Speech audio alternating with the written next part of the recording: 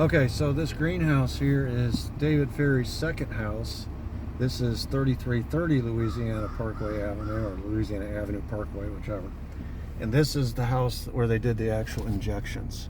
So this is where, on certain days of the week, Lee Harvey Oswald and Judith Ferry would get on the bus after work and come to Louisiana Avenue here, and Judith would come to this house and she would begin doing the injections. This was her after work project on certain days of the week, not every day, certain days. Oswald would go to Mouse House or Lab Number 1 and get the test subjects or test animals and bring them to her. She would do the injections. First of all, she would check how the previous injections were taking effect in the other animals, and if they had big enough tumors that had already grown, she would kill the animal, cut off the tumor, put them in a blender and macerate them and create the cancer soup.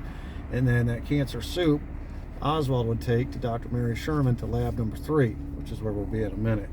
And so Louisiana, this is something that Oswald and Judith would do on certain days of the week. Now, some days of the week they had the afternoons off and they could act like lovers, and they would go to restaurants downtown like we just did, or they would go to Audubon Park, which we'll go to in a little bit, and take long walks or whatever.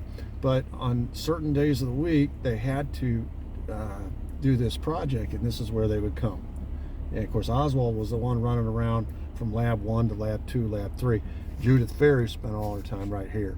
And of course this is David Ferry's. These are David Ferry's houses.